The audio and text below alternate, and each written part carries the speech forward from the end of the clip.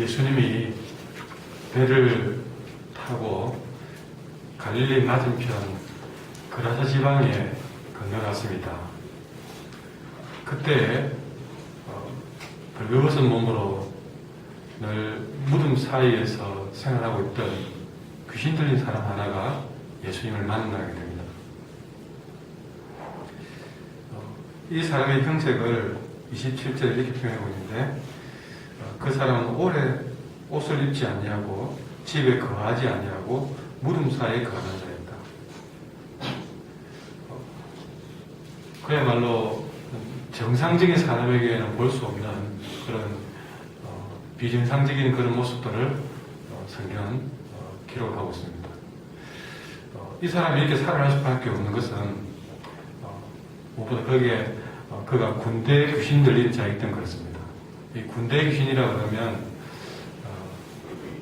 많은 귀신으로 표현을 하시는 게 좋을 것 같습니다. 그렇게 군대 귀신 들린 자로서 이 사람은 정상적인 생활은 도무지 불가능했고, 그렇다고 이 사람이 가끔 귀신이 발동할 때는 아무도 묶을 수도 없었고 그 무엇으로도 제어할 수 없는 그런 정도의 증상을 보이는 자였습니다. 여기서 우리가 하나 볼 수 있는 것은 여기서 우연한 만남이 아니었던 것이죠. 귀신 들린 자와 예수님과의 만남은 우연한 만남이 아니라 분명히 하나님의 뜻과 인도하심이 있는 만남이다 하는 것입니다. 그래서 예수님이 그라사 지방에 오신 이유가 뭘까? 바로 이런 영혼을 부상해 봤기 때문에 이런 영혼을 만날 수 있는 길로 찾아오신 것이죠. 언제나 우리 주님이 오시는 그러면은 이렇게 주님이 꼭 필요한 사람들이 있다는 사실을 말씀해 줍니다. 우리가 항상 상상해 볼 때에 그런 경우 있습니다. 운전을 하다 보면 이렇게 신호 대기하고 가만히 서 있는데 갑자기 제가 타고 있는 차가 뒤로 후진하는 느낌이 확 드는 경우거든요. 운전해보면 그런 경우가 가끔 있는데 갑자기 그런 등골이 오싹하면서 내 차가 뒤로 싹 밀린다는 느낌이 들 때 있습니다. 그래서 급한 마음에 브레이크를 꽉 밟았는데 불구하고 차가 뒤로 쏙 물러나는 느낌이 들어요. 그건 왜 그러냐면 저 차는 가만히 있는데 옆차가 앞으로 진행을 하면 그 차에 의해서 상대적으로 내 차가 뒤로 후진하는 느낌이, 밀리는 느낌이 들어가지고 브레이크를 밟는 느낌이 있습니다. 아직 이게 뭔가 싶은 그런 분이 있겠지만 생각해보면 무슨 말인지 모릅니다. 그런 것처럼 우리가 주님과의 관계에서 내가 어떤 이런 필요에 의해서 상황에 의해서 주님께 다가가는 것 같지만 사실은 주님이 내게 다가오시는 사실이죠.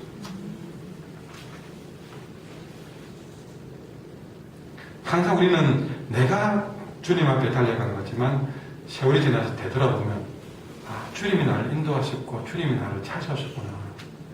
이 그라사의 귀신 들린 자를 볼 때만 하더라도 성경은 분명히 예수님이 그라사에 도착했을 때에 귀신 들린 자 하나가 예수를 만났다고 되어 있습니다. 자세히 보면 이 귀신 들린 자가 찾아간 것처럼 보이지만 사실은 이 사람을 만나게 된 것은 우리 주님의 발걸음과 섭리였다. 이렇게 말씀을 드리는 것이죠. 늘 말하지만 오늘 새벽에 나온 것도 우리가 새벽을 깨고 나온 것이 아니라 주님 우리를 부르신 것이고, 항상 주님 입장에서 기준에서 모든 상황들을 볼 필요가 있습니다. 그런 가운데서 주님의 뜻에 맞춘 삶도 살 수 있는 것이고요. 오늘은 주님께서 우리의 삶을 어떻게 인도하실지 궁금해지는 하루입니다. 내가 어떻게 살아갈지가 아니라 주님이 내 하루의 삶을 어떻게 인도해 가실까 하는 그 하루를 이해하고 기대하고 바라보는 우리의 삶의 해석이 굉장히 중요합니다. 내가 오늘 어떻게 살아갈까 생각하는 것은 처음부터 답이 없습니다. 그러나 오늘 주님이 나의 삶을 어떻게 인도하실까 하는 것은 벌써 그 자체가 기대감을 갖게 만든다는 것이죠. 주님께 내 삶을 맡기십시오. 주님이 내 삶을 보도록 하고 주님의 입장에서 내 삶을 이해하고 해석해가는 것이 우리가 또 주님 뜻에 맞춰가는 삶이라고 믿습니다. 자, 이렇게 그라사 지방에서 예수님과 귀신 들린 사람이 만났습니다. 그때 군대에 귀신 들린 사람은 예수님께 이렇게 소리를 쳤습니다. 28절에 보면 지극히 높으신 하나님의 아들 예수여, 당신이 나와 무슨 상관이 있나이까? 당신께 구하오니 나를 괴롭게 하지 마옵소서 라고 소리를 칩니다. 그런데 이 귀신 들린 자의 고백 가운데 지극히 높은 하나님의 아들 예수여, 당신이 나와 무슨 상관이 있나이까? 여러분, 이 귀신 들린 사람은 예수님이 나와 무슨 상관이 있나이까? 라고 했는데 이 이야기는 굉장히 우리에게 오늘 중요한 질문이 될 수 있습니다. 여러분, 어찌 보면 이것이 당신하고 예수님하고 나하고 무슨 상관이 있습니까? 당신은 거룩한 분이고 나는 귀신 들린 사람이고 상관이 없는 거 아닙니까? 그렇게 이해도 되겠지만 어쩌면 살다 보면 정말 예수님이 나와 무슨 상관이 있습니까? 하는 그런 생각이 들 수도 있습니다. 그러나 여러분, 오늘 성경을 넓게 보면 이렇게 정말 귀신이 들려서 오랫동안 옷도 입지 못하고 집에 거하지도 못하고 무덤 사이에 거하는 정말 인간 취급, 인간답게 살지 못하는 이 사람에게 과연 그렇게 삶이 파괴된 삶이기 때문에 이 사람은 지극히 높은 예수님이 꼭 필요하다는 사실입니다.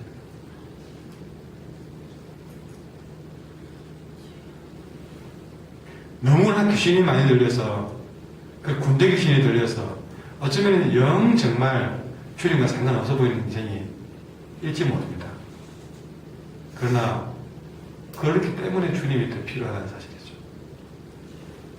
어쩌면은 많이 배우고 사는 게 잘 되고 문제가 없고 그래서 그 사람은 주님과 상관이 없는 인생일지 모릅니다.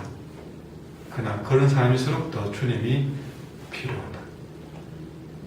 그러니까 아무것도 부족한 것이 없어서 그 어떤 도움도 필요 없어 보이는 그 사람도 주님이 필요하고 정말 이제는 어느 누구도 도와줄 수 없는 그런 지극히 최악의 상황에 있는 귀신 들린 사람 같은 사람도 주님과 상관이 있다.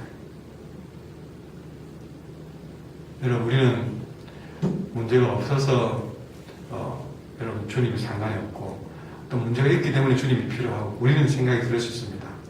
그러나 하나님께는 우리 모두가 다 상관이 있습니다. 우리가 요청하지 않았어도 주님은 그분이 필요한 줄 아시고 하늘 보좌를 버리시고 이 땅에 오신 그런 분이십니다.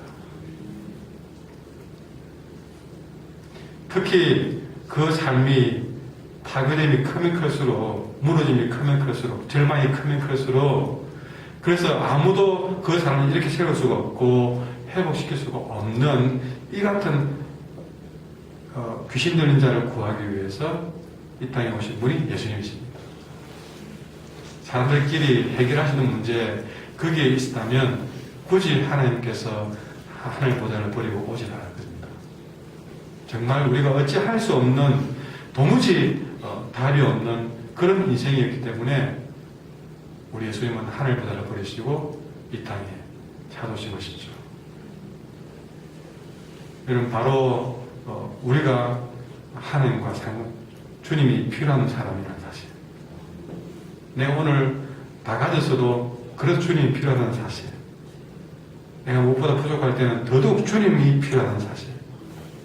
이것을 오늘 우리는 절감해야 될 것입니다.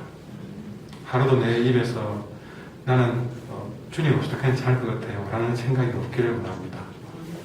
어떤 순간에도 나는 주님 아니면 안 됩니다라는 생각으로 살아가야 될 줄 믿습니다.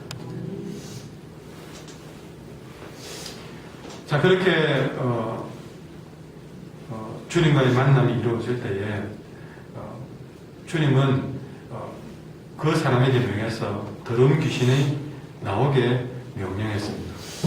자, 이 더러운 귀신을 나오게 했을 때에 이 귀신이 소리칩니다. 30절 보니까 나를 무저갱으로 들어가라 하지 마옵소서. 귀신이 가야 될 곳은 무저갱입니다. 그런데 이 귀신은 나를 쫓아내려면 아직 무적행에는 보내지 말라고 얘기를 합니다. 그러면서 마침 그곳에 많은 돼지떼가 산에서 먹고 있는 것을 봅니다. 많은 돼지떼가 먹고 있었는데 얼마나 많았냐면 이와 비슷한 말씀을 적은 마가복음에 보니까 그 2,000마리 가까이나 돼지떼가 있었다고 합니다. 그러니까 무적행에는 쫓아보내지 말고 마침 돼지떼가 보이니까 나를 저 돼지떼 속에다 넣어달라고 그렇게 귀신이 소리쳤습니다. 그래서 그렇게 그 요청을 허락하시니 33절에 귀신들이 그 사람에게서 나와서 돼지에게로 들어갔다. 자, 이제 그 사람에게서 귀신이 나왔습니다. 그리고 이 귀신은 돼지 떼 속으로 들어갔습니다. 그때에 그 돼지 떼가 비탈로 그 귀신이 들어가자마자 그 돼지 떼가 비탈길로 막 달려가더니 호수에 들어가서 그 2,000마리 가까운 돼지 떼가 몰사하는 사건이 벌어졌습니다. 여러분, 이것이 귀신의 정체입니다. 귀신은 그 사람 속에 있을 때는요, 그 사람이 옷 뜯지 않게 만들고 정상적이지 못하도록 집에 있지도 않게 하고 생각을 무너뜨리고 삶을 무너뜨리고 귀신이 들어가니까 한 개인이 들어가니까 그 개인의 인생이 무덤가에 가는 죽은 것 이상의 그런 비참한 인생으로 만들어가더니 이 귀신이 돼지떼 속에 들어가니까 이 돼지떼도 몰살시키는 이런 일을 하다는 것이죠. 여러분, 귀신은 이렇게 귀신이라고 그랬지만 우리가 말하는 그런 뭐 천이귀신 이런 귀신이 아니라고 했잖아요. 정말 악한 영이 들어갔을 때에는요, 사람을 겉속도록 바꿔놓습니다. 그 사람을 하나님과 대적하게 만들고 그 사람을 비정상적으로 만들고 이렇게 만들더니 이런 돼지떼에게도 그 돼지떼를 몰사시키는 이런 모습을 보게 됩니다.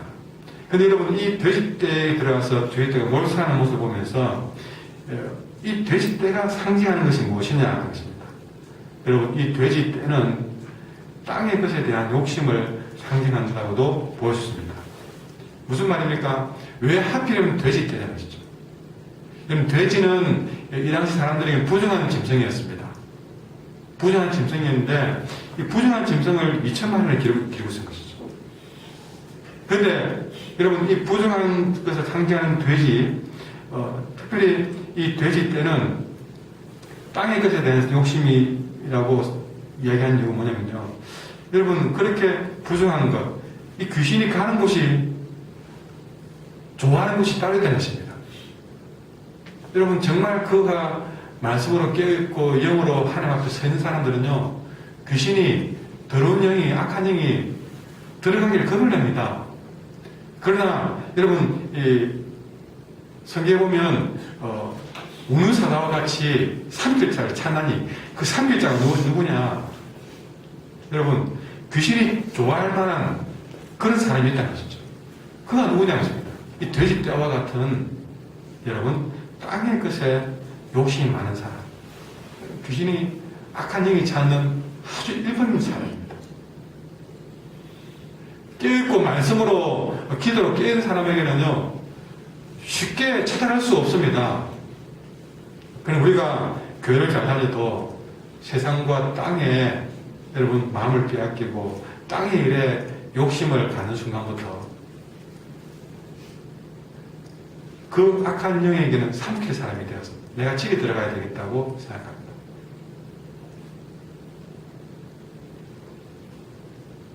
여러분, 이 일은 우리에게 갚았을 겁니다. 내가 세상에 땅의 마음을 빼앗기는 순간 악한 영은 제일 먼저 알아보고 그 사람에게 찾아갑니다. 그렇게 해서 이 돼지떼가 거기 들어가는 순간에 그 악함은 완전히 폭발하듯이 증폭되면서 이 돼지떼가 호숫가에 몰사하듯이 그 사람을 멸망의 길로 몰아낸다는 사실이죠. 한번 십자이고 사로잡기 시작하면 걷잡을 수가 없습니다.